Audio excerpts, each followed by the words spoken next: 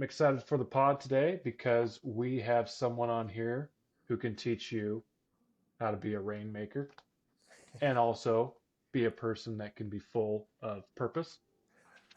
I've personally enjoyed listening to him speak and I've enjoyed reading a couple of his books. I'd like to welcome Rick Highland to the Merchandise Show. Welcome, Rick. Thanks, Randy. Thanks for having me on. All right, and so the reason for this podcast, specifically this episode, is because I've been talking to some people, and the subject of like knowing one's life purpose has been coming up in conversation, and so like it's been kind of at the forefront of my mind, Okay. and that kind of prompted me to think about like, hey, I read a book about this like a year ago, and so I decided to reach out, try to get an interview with you and you're gracious enough to come on the show. So I just want to thank you Yeah, for you coming on bet. the show. It's a pleasure. All right, so I would like to get the basic introduction out of the way, kind of get like a 30,000 foot view of like your life story, your resume, things that you've done in your life. Great. Yeah, Randy, again, thanks. It's great to be on the pod with you. I'm Rick Heyland. I live in Draper, Utah, just outside of Salt Lake City, have for the last 27 years. Originally from Canada, Alberta, Canada. And I did my undergrad there and my master's degree. And I started working for a small consulting company out of Vancouver.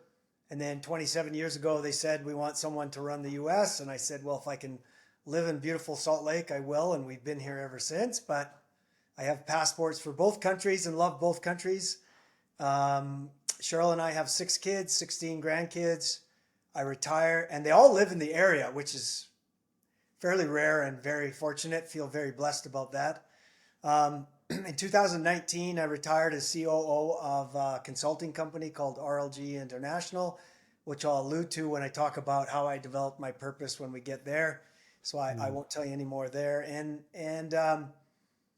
really in 19, then I decided to retire. I was really exhausted from travel, and a number of different factors came into being. And it was very fortunate because right after that was COVID, and I'm glad I got out and sold my shares and whatnot. But that's when I wrote the books you're alluding to, Live Your Purpose, a step-by-step guide to living your best life. I had such a great experience with writing and discovering my purpose as a 27-year-old that I thought I'd share it with the world and back it by research. And then a couple months later, I wrote a book about sales because we 100x'd our consulting company. And then I put a planner out on the market that talks about, it really is set up to help you live the principles taught in the book, Live Your Purpose. So to Hmm. start with your purpose, set 90-day goals, weekly planning, daily planning, et cetera, et cetera. So that's kind of my story. I have, since you and I have been together in training and different things with your biz, I've gone back to work full time. As I was explaining to you before the show, I'm kind of went back to my purpose statement and said, have I got more left in the tank? Have I got more left to share? And got connected with a couple of old friends that I knew, and they've now introduced me to all their friends. So I'm doing executive coaching and helping really what I would call medium-sized businesses grow, kind of in that Hmm. 50 to 100 million range that want to scale, that want to maybe go public or get some kind of liquidity event, and helping working with those CEOs and those senior teams to grow their business. So, yeah, it's been a journey. That's my 30,000 foot view. All right. So you come from Alberta. I do. All right. You a Flames fan or an Oilers fan? Oilers all the way. Back in the day, show my age, but it was Wayne Gretzky and Yari Curry and Paul Coffey and the gang that were dominating the scene. So I quickly became an Oilers fan. And then the Flames actually just after that got really good, but always Hmm. Oilers. Yeah. A little bit of a heartbreak season last year. Yes. Yes. Yeah. But did you notice Utah has a hockey club now? So that's exciting. Yeah, I did see that. Yeah. Um, and so, okay, so like you did consulting. That was kind of like the job that you've done for most of your life. Did you have any jobs before that? I had in university, to put us through university, I did small business. So basically, I had a landscaping company, Hmm. and a partner and mine. Just we did got busy in 4.5 months of the year and did a whole bunch of landscaping. But it was a fun little entrepreneurial experiment that I sold when I went and did my MBA out in London, Ontario. But it Yeah. kind of got my taste buds. I got the flavor of what it would be to be your own boss on the upside and the downside. So, yeah, that was my first taste. I did a few high school jobs before that, but that was kind of as an adult, my job before. And then I taught, actually. I love teaching. I taught at a Hmm. local college in Alberta, in Lethbridge, on a reservation, actually, small business management. So when I was looking to make that career change after MBA, I kind of had a teaching background and a little bit entrepreneurial, and that's part of the reason, along with that purpose statement, that I got into consulting. Okay. So like what has been your favorite job over the years? Oh man, I would have to honestly say right now, right here, um, I have a couple of contractors that work for me. I have a chief of staff, but other than that, there's no boss. There's no pressure. We had that consulting company at 233 people. That was a lot of pressure to try to keep everybody motivated, engaged, food, food on the table for their families, keep them. Hmm. And so this is a lot more. I feel like I'm playing with house money. I feel like it's just for the love of the game versus I really had to. I was trying to earn a living. I was trying to raise my own family. This feels so much freer. Okay. Do you think you perform any better? Like just what feeling free versus like being under Absolutely. pressure to perform? Absolutely. I think there's lots of research that goes with when just even athletes, right? When they're in Hmm. flow, right? The Oilers looked a little tight in the Stanley Cup, right? Particularly that seventh game. Mind you, both sides did. It's a high pressure stake situation. But we know when you're in flow, whether it be in business or life or athletics, when you're playing free, and that's kind of the key, isn't it? Even though you might have a tough boss or a tough client or a tough financial situation, how can I get in flow? And I think the topic today is one of the hows you find Hmm. that flow when you feel like it's not about the money or it's not about the job, it's a calling that helps you feel in flow more often. Not necessarily all the time because stressors come and go, but it can get you in flow. Yeah. So you talked about a calling there, and that kind of piqued my interest. I guess I was thinking about this a little bit last night when I was thinking about this interview, but um, like I believe everybody has like a purpose and a calling, but I would consider myself like a Christian, and so like I think that kind of goes like hand in hand. I think Yeah, everybody was born with a purpose, and so like finding your purpose, I think is very, very important. But like, would you consider yourself religious, or do you think that even people maybe that aren't believers, um, like I guess maybe does that affect like the way that you think about people and like everybody having a purpose, or yeah, I guess maybe talk on that subject a little yeah, bit. that's a great topic. Thank you. Boy, that's a super question. Um, yes, that is the higher purpose. Mm, And to be honest, sometime, and yes, I am a believer and faith-based person. Salt Lake, there's a big community of Church of Jesus Christ of Latter-day Saints. And hmm. but I've been that wherever I live, even if it's not Utah. But um, what I'm finding is that Christians often, believers often, that's my purpose, Rick. I don't need another one. And so Oh, that's an interesting question to answer. And yes, we have a higher, we believe in an afterlife. We believe in a savior and a redeemer. And in fact, I was talking to my Jewish dear friend yesterday, Gary Lennett, who runs Doer Performance Wear, all the clothes I wear. I'm a board advisor with them out of Vancouver. Great company, competing with Lulu and all the other performance outerwear stuff. And he's Jewish, and we just had this great discussion on because there's a lot of conflict and anti-Semitism coming up, which is super mm, unfortunate. And so they're worried and they're having a little bit of PTSD from everything that's happened to their fathers and their grandfathers, and now all this growing. And the question was asked, how do you deal with all the conflict and all the uncertainty and the elections and, and all the uh, cont- contentious, even here in the U.S. And I think the answer to that one is your eternal view or your long-term view, that we know everything's going to work out. And that brings me such peace and purpose.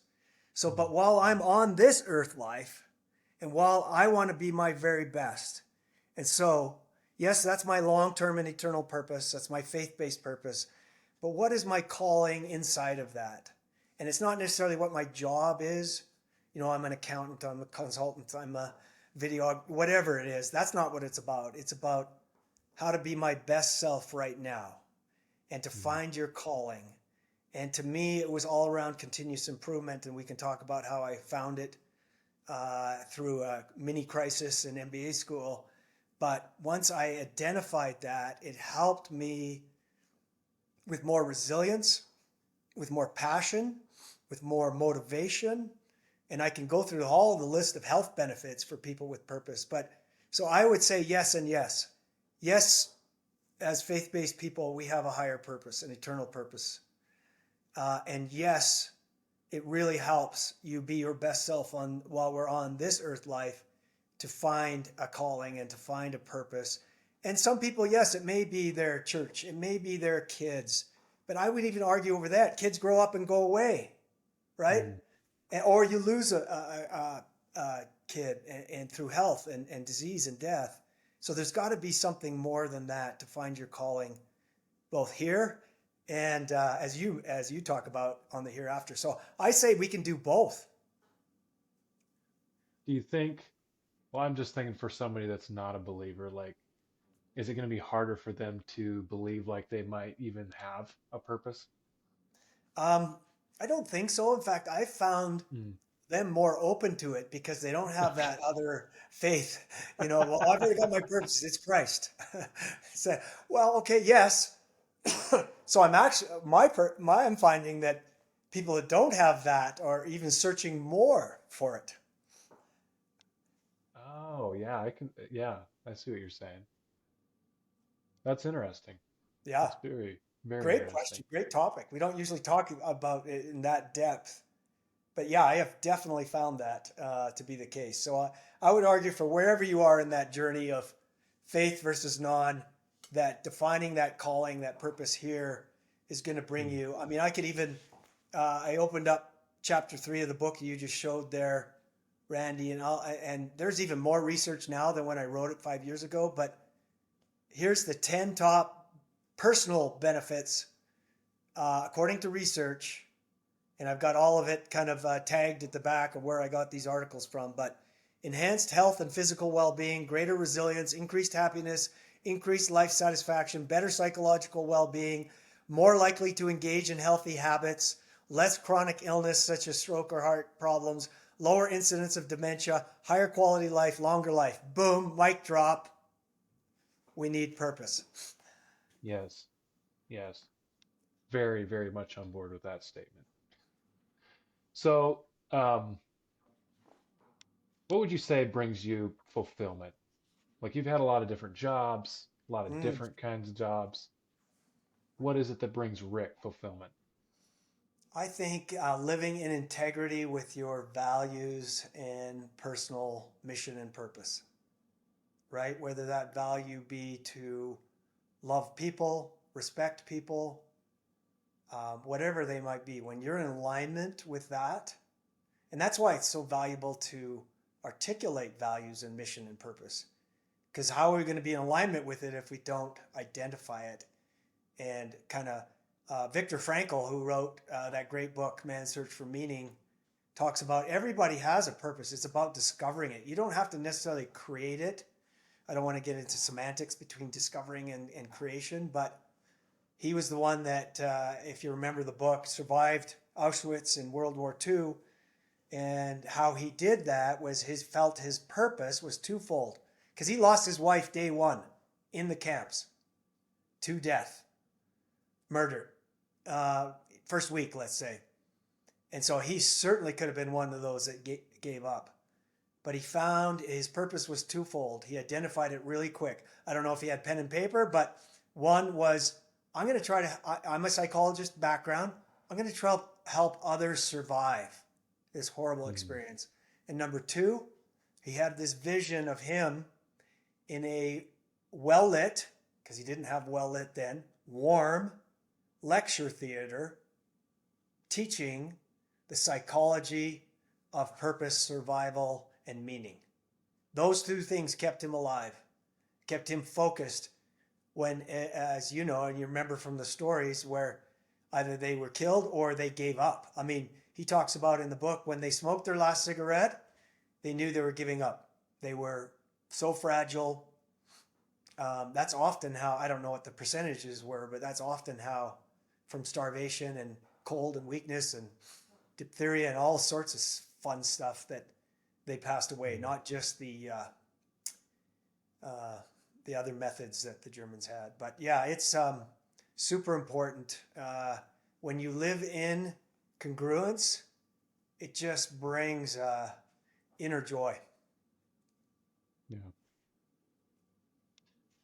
Oh man, there's so much we could talk about there, but I gotta keep moving because I'm not gonna make hardly gonna make it through all my questions the way it is.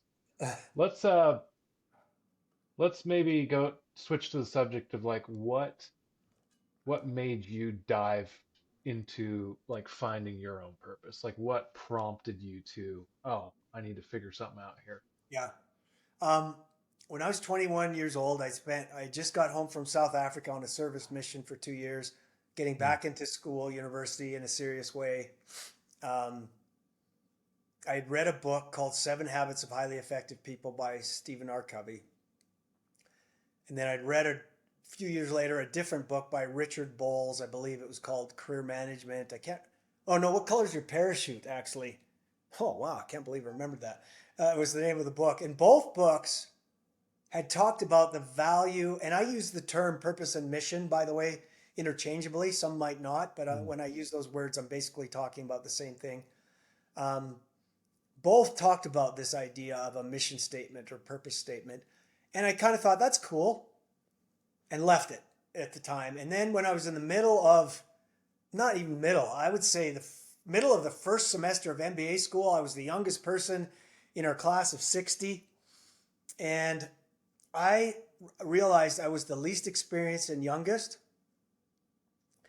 and that I had to double down on my work ethic, and I had to mm, work harder. And I had my wife and I had 2 kids at the time, and so this was and nobody else in the class, by the way, had kids, so we were a fan favorite in that regard. Um, they spoiled us, actually, to be honest. Uh, Dinners, furniture, but wow. in the middle of this, and so I'm just Cher, I'm working hard. I gotta compete versus these more experienced older people. So I do that. That gets me about 8 weeks in. The first economics test from Don, doesn't matter. Probably shouldn't mention his name. Uh, and I got a C minus. And I'd worked my butt off. I tried everything I had known up to that as a 25 or 6-year-old to do to catch up. And had a little mini pity party, a mini crisis. And when I went home, for something sparked in my mind when I woke up that Saturday morning. You know what? I'm going to go down to our unfinished basement in Platts Lane in London, Ontario, and I'm going to reread that mission and purpose. And I couldn't even tell you what Mm, directed me there. If we want to go to faith-based discussions, we might have an answer. yeah. Um, so I start reading that again by those two authors, and I said, you know what? I'm gonna start. I'm gonna start drafting. And the question that caught me, and this is my number. I have a few questions when I help people develop their purpose, but one of the best ones that's forward-looking that caught my attention that day and helped me draft my continuous improvement statement was, when you're at your funeral, say Mm, for some reason you're able to watch over and look, what do you want those people saying? mm, This yep. guy was the most powerful guy in the world, the toughest son of a, He took no prisoners, richest. What do you want to be, have them say? And kind of begin with the end in mind. And what do you want to be known for? And of course, loving and kind and father and son and brother and all that came out. But what also, when I looked back and studied some of my strengths, because I was kind of grappling at that point to find strengths in the middle of this, wow, am I going to be able to do this 2-year MBA? My life it wasn't always in athletics that I came first initially, but I always kept learning and I always kept trying and I always ended up in a really good spot. Mm-hmm. And so at that very point, I drafted that Saturday my purpose statement around continuous improvement. And it was very simple, that I wanted to be known and live and practice continuous improvement for myself and others that are in my circle of influence. And I had the insight that this was going to be bigger, because that last part really directed me to my career a year and a half later. I want to be I was looking at marketing jobs. I was looking at, because I kind of left it on the shelf at that point. Then I went back into recruiting time a year and a half later, roughly. Nothing was looking good. Marketing jobs with P&G, teaching jobs was, that was kind of interesting because I do have a passion for teaching, which consulting helps you do. And I had the thought, let's go back to your purpose statement, and read that again about continuous improvement. And literally within the week, a posting went up. That was the old days when it literally went on the wall versus on the computer. And it was a company that called themselves a continuous improvement company, beyond consulting, going beyond just writing the report, action orientation, helping people implement change. And I thought, oh my goodness, this is exactly what I wrote a year and a half before. So told my wife, I went home, I said, I applied for my job. It's my job. I know I've got it. Came back a few days later, the posting ended. The interviews came up. I'm not on the list. I am this time I didn't get discouraged. I'm just completely flabbergasted. I phoned them up the next day, talked to Sandy G in the Vancouver office, and they said, Sandy, this is how they say I said it. I don't think I was quite this bold, but I said, Sandy, I think you made a mistake. I'm Rick Heyland. I'm here in London. They're coming to interview in a week, and I'm not on the list. And I had nothing to lose at that point. So because she said, okay, let me pull up your resume. Oh yeah, you're a little young and you're a little inexperienced, but I like your chutzpah. And so I had nothing to lose at that point. So I went into the mission statement story, the purpose statement story. She says, you know what? Put your name on the wall, write it in pen, number 11 at 5:00 on Thursday afternoon, you're in. I'll tell the partner. So anyhow, you know where that's going, right? I was the only one hired, and out of that recruiting class. And what drove that haul was my passion and clarity about what I wanted to do. Mm-hmm. And this was it. This was written for me. And so what are you going to do as a recruiter when you got some guy with that full of passion and purpose? You're going to say, oh, let's give this guy a shot. So anyhow, long story, but that's how I stumbled in to seeing the value of purpose. Yeah. Oh man. But I think I remember reading that, but I'd actually forgot that story. But one thing that's fascinating to me to listen to people talk about is the law of attraction. Right. And you write that in your purpose, and boom, it shows up like the exact words on a job listing. You think that has anything to do with it? Yeah, absolutely. Yeah, I had the words in my drafts. I had those words. I'm action oriented. Maybe not the smartest guy on the shelf, but I can learn. And I want to work smart, not just hard, because I'd learned that through that lesson. I tried just the working hard part. And a prof actually pulled me aside when I was moaning about on the Monday right after. I went to one of my favorite profs that I had known, a family friend of a friend that I felt comfortable going to, and saying, he says, Rick, you got to work smarter, not harder. So I had all those things crafted in my thing. And then you're absolutely right. Law of attraction. I found it, or it found me, or, you find when you're intentional about your Hmm. goals and your purpose and who you want to be, you find it. It shows up. Yeah. It attracts two ways, right? So absolutely, nice tie-in. Yeah. I think that quote by, I think it was Thomas Jefferson that said, I find that the harder I work, the luckier I get. Yeah, I think that applies to like that situation. yeah, and I'd even say the smarter I work, the luckier I get, right? Smart, work Yeah. hard. Not, I don't want to diminish the importance of hard work. Absolutely, Yeah. but working smarter has been, and that doesn't mean you have to be the smartest. You just have to learn quickly and ask the right questions. And anyhow, I could go on forever about that. But yeah, working smart, working hard, two key success factors. All right. I think it's time that we need to know like what is your own personal purpose. Yeah, it has evolved slightly over the time. Um, but the core sentence in it is exactly what we just talked about. I want to strive for, practice, and teach continuous improvement for myself, my family, and others. Mhm. And that has been the central line. I've added a few nuances when I retired, for example.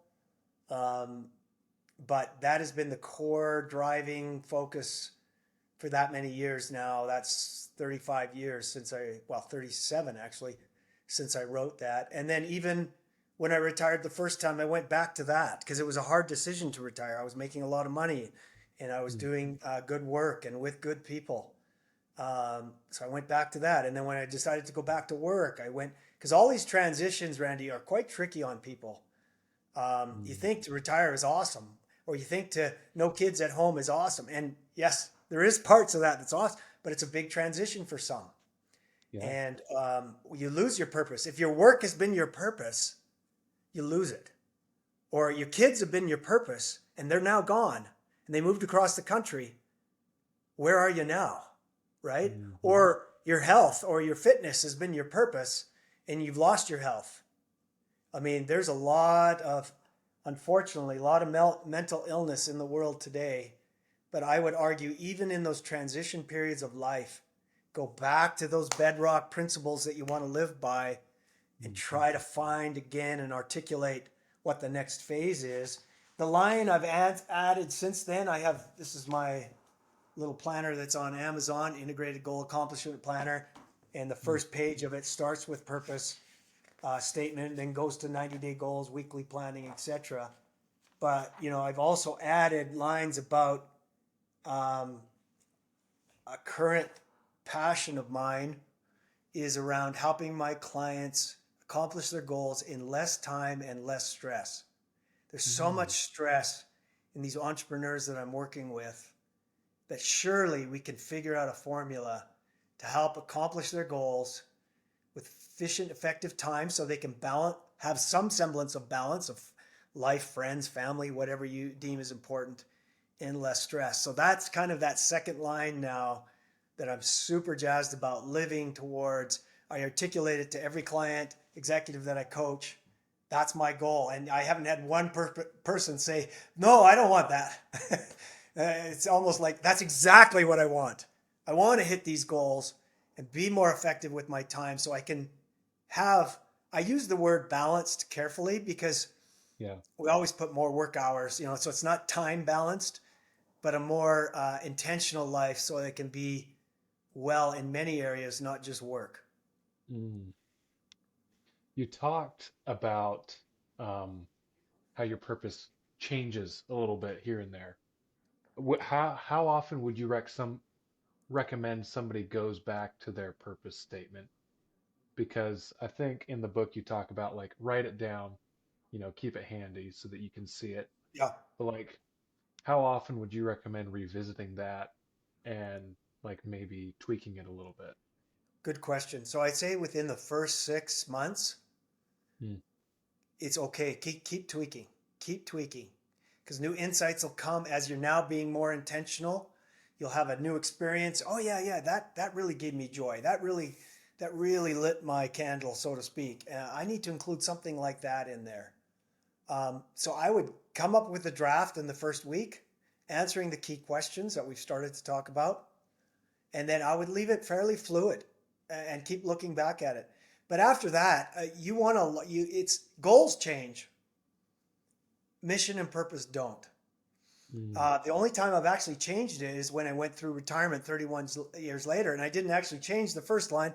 I just added a second line. Okay. As I got more intentional, more discovery of what this next phase looks like. So I would say, in general, purpose and mission and vision don't change regularly, but goals can Mm. I and like do. that. Yeah. Yeah. I think it's in Think and Grow Rich where he talks about like you need to make decisions quick and then change them slow. And so like that's Oh, I kind of like like that. why I asked that question. So Yeah, I like that. um so uh the copyright in this book says it's back in 2020, so it's almost 5 years old. Yep. Is it still relevant? Yeah, that was a great. I saw you in our notes ask that question. And if you Googled right now, research on the value of purpose for people and or companies, Mm. you're going to see an explosion of research on the value of purpose. I quoted a few of them in the book 5 years ago, but as I continue to talk and preach and train on this topic, you Google McKinsey consult the largest, arguably the biggest and best consulting company in the world, and they are piling out research on the value of personal and company purpose and tying that into not just personal health and well-being, but how companies are more profitable. In the book, this is now a 5 year old quote from LinkedIn, but McKinsey and others are just writing. There's so much more research today, but I'll just give you a sample. LinkedIn commissioned a large global study of the importance of purpose at work. They found that 85% of companies who had a clear purpose showed positive growth. They also found 42% of companies without a clear purpose saw revenue reduction. So there's Mm. value in the personal side, as those 10 things I've already listed, value in the work side of articulating a company purpose, our mission, and the research is proliferating, particularly on the health side. There's even more now than there was 5 years ago. So, yes, answer is yes. Still relevant, even more important, particularly as our world gets more contentious, more global, more complex. We need to cut through that with the clarity of what my calling is so I don't get diffused.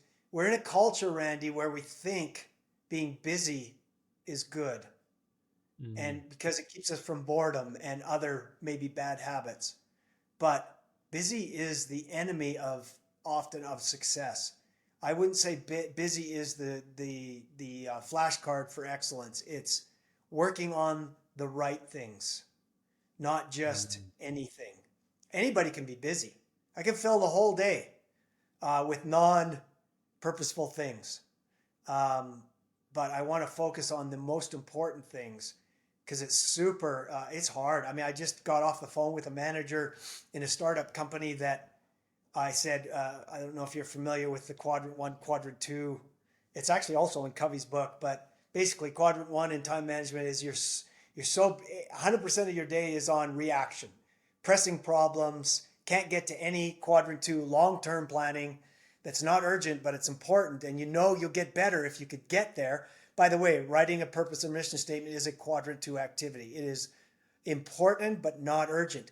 And often in our busyness culture, in our deadline culture, in our lack of planning culture, we spend so much time in the urgent time frame, we never get to those really important long-term planning, non-urgent things that if we could plan into existence and be more intentional, we'll be happier, more satisfied, and more successful. So I know I went all over there and answered the question I wanted to answer, but does that get close to where you were going? Yeah. I guess like my question, I was thinking about this yesterday a little bit, but like how how do you think the world, or maybe even just like the United States, how would it be different if everybody was clear on their Yeah, purpose? yeah. I mean, yeah. I think you and I would both agree if we're super intentional on what's most meaningful in our lives, we'll have more love, less contention, Mm, more getting along. Um, that those kind of values. If we all were living to those values, uh, assuming we have a constitution and a bill of rights, those espouse certain values of protection and safety and freedoms, right? If we can all live to a value-based life, mm. uh, we wouldn't need half the interventions from government. Yeah. I think I know that you talked about like the LDS church, and Joseph Smith actually said that too, um, How the heck do you know that? because I read I listened to the book, what's it called? 10x is easier than 2x. I love that book. It's right here. All And three of Benjamin Hardy's books are right here, and Dan yeah, Sullivan. Big shout yeah. out to all three of those books. He talks in there that Joseph Smith, somebody asked him how he governs such a large group of people, and it doesn't even look like it was just easy for him. He's like, well, you get principles, you get the belief into people, and like basically they just govern themselves. You don't have to be making a whole bunch of rules to try to make them fall into line. Well Anyway, said. Teach people correct principles, and they'll govern themselves. yeah, yeah. Yeah, big shout out to 10x, by the way. If we've got entrepreneurs, and you can apply it to your personal life too. How do I 10x my personal life? I Hmm. want to run a marathon. I want to lose 20 pounds. But the principles taught in that book are powerful on how to 10x anything in your life, not just your biz. Yeah, very good book. Um, so we just have a few minutes left here. One question that I did want to ask is, was there ever a time you regretted having your purpose written down? Um, you, uh, this might get us into an interesting part of the conversation. So the short answer is no. Mm, The long answer is maybe a little more nuanced on that. With any strength of personality or style or habits, there's usually a shadow side that you have to work to or mm, manage. For example, some people say you should be more type A. Some people say no, type A is, I am clearly a type A. You might be too. Or if you take personality tests, oh, red's the best personality. I mean, I'm flaming red. But with anything, you have to manage the shadow side, right? So if you're hmm. super clear on your purpose or you're a red personality, yes, there's strengths with it. But you have to make sure that for example, I love planning. I love executing on those important, non urgent things. And I have to make sure for my kids and my loved ones and people in my circle of influence that I'm still flexible enough to override my plan for the day. Just Mm, to give you a simple example. So, with anything, I don't care what you're talking about, it can be an incredible strength for you, but you have to manage the shadow side and realize that when you are planning oriented and very purposeful, you have to allow people either not to be or allow break-ins if it serves a higher purpose, right? mm.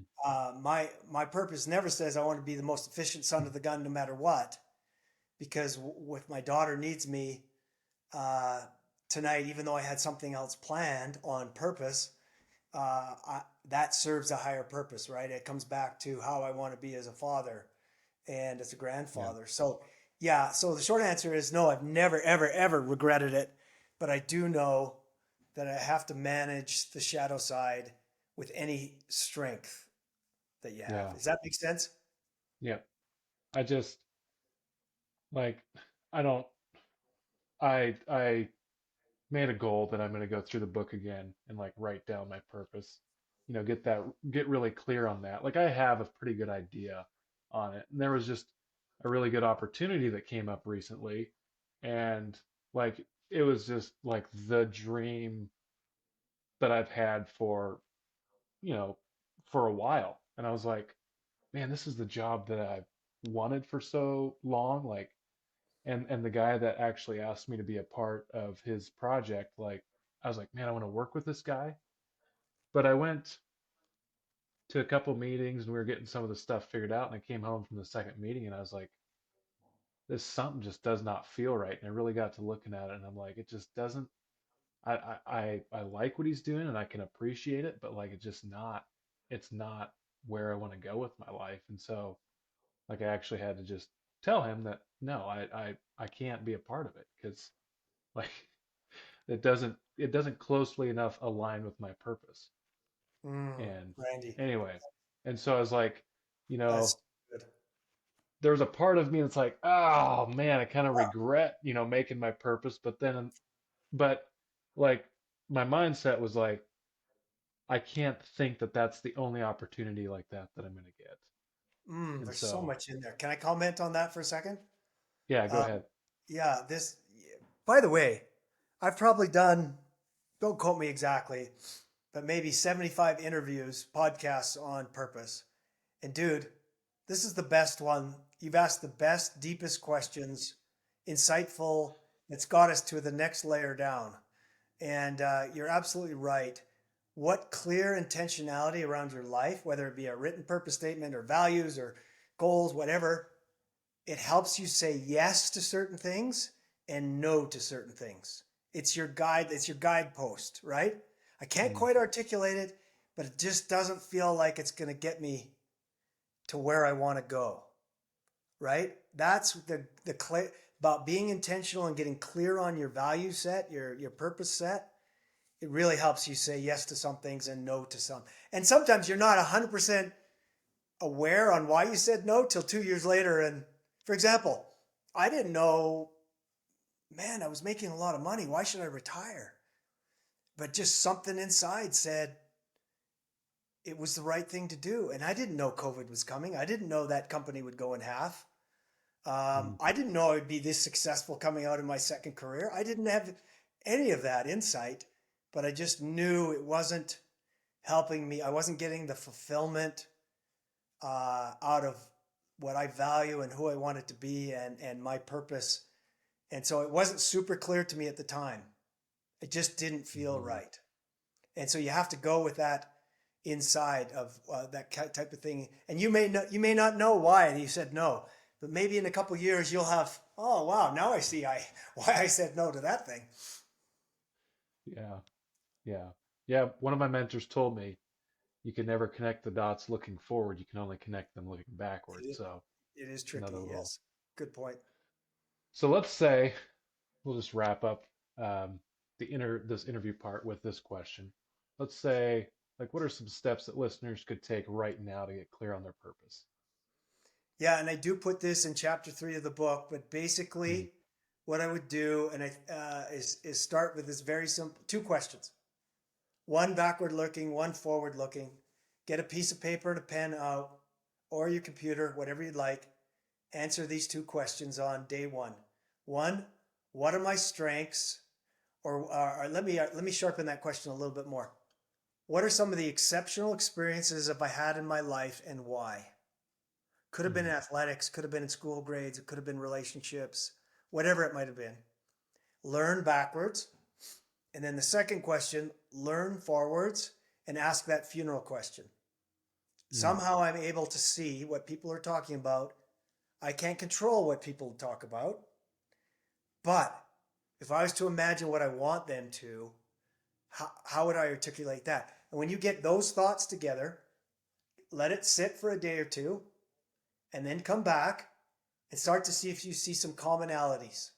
For me, it was mm, action orientation, improvement. I didn't know the word continuous improvement right then, but I saw, I love making things happen. I love course correcting, getting better, and learning. So I had a couple of themes, And then the next day, what you're trying to do, if you can, pull that into less than 50 words Mm. and sit there with the draft for a day or two and then come back to it. And then right there in a week with two simple questions and maybe 3 sessions, maximum 3 hours, might not even take you that long. You've got a draft statement, and then go test it with a few people that are in your cheering section. It may be family, it may be friends, maybe a colleague. That they know you well, they're a believer in you, and test it with them. And you might Mm. get some insights. Hey, what about this? You do this really well, or who? And you Oh find that yeah. you'll sharpen it one more time, and then let it settle. You've got 80% of what you're looking for, and that's 7 days. You got it. You got the Yeah. purpose statement in 7 days. Oh, it's so good. All right. Where can people find you, or don't you want people to find you? No, they can always find me. Look on the spelling, Heyland. That's the only tricky part. Mm. LinkedIn, I'm very active on LinkedIn. I've got a podcast myself, as you know, it's called Continuous Improvement for Life, free podcast. It is more shaping today for this people that want to hit their goals in less time and less stress, more on Mm. the business side today. You know, like yesterday I published one on 7 steps for having crucial conversations with your team. The day Mm. before it was how to maximize coaching each other and get the most results out of coaching. And so there are some purpose podcasts on there as well, but today it's more focused on the person trying to grow a business or enhance their career or their department. But those are two places. And then, even my Gmail address, Rick looks Highland at gmail.com is another place. But either one of those is a place to catch up. All right. And I will put all that in the show notes. I just have 6 questions. These are not serious at all. They're off the Okay. wall, but Okay. I just like to ask them to This could be every the person hardest that I one of interview. you. All right. Question number one is, what is your go-to snack slash drink combo at a gas station? Oh, I used to do heavy gas station Diet Mountain Dew, but I switched to Zip Fizz so you can carry it with you. It's additive to water. It's right here. It's right in this thing right Oh here. yeah. So I'm a total Zip Fizz fan, and a G to G bar, good to great bar. Chocolate Mm. peanut butter is my snack. Oh, sounds good. Would you consider Honey Nut Cheerios breakfast soup? No. But All I right. have kids that do. Absolutely. All Granola, right. granola with yogurt is my breakfast soup. Gotcha. Gotcha. Does pineapple belong on pizza? Yes. And I know many, I got to tell you a quick story on that, Randy. I'm in Chicago. I'm with some oil and gas clients, rough and tumble executives. We're going out for dinner. They take me to Chicago deep dish pizza. It's Mm. traditionally meat, meat, meat, meat, and more meat. I get an Hawaiian pizza and I get teased the entire night for having pineapple on a pizza. And now, of course, there's chains they do all sorts of veggies and fruit and even leaves like lettuce on the stupid thing. I don't go that Yeah. far, but pineapple, yes. Canadian bacon. Yeah. There we go. All right. In your opinion, who is the greatest music artist of all time? Oh, can I give you a top three? Sure.